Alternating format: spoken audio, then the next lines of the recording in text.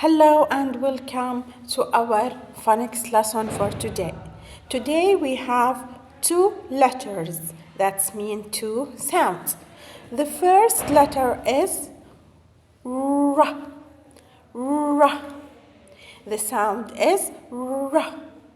R. And the next one is the letter N. N. N. Look at the exercise number 4 at page number 23. We have here listen and say. The first picture is R for run and N for 9. Let's see more examples for the letter R. R for rain. R for rug. R for run. And R for rock. How can we write the letter R? Look at this picture. This is the capital letter and the small letter. Let's write it together. The capital, it's like that, R. The small is R. Okay, let's see more pictures about the letter N. N for nap, N for ninja, and N for nuts. Also, N for 9.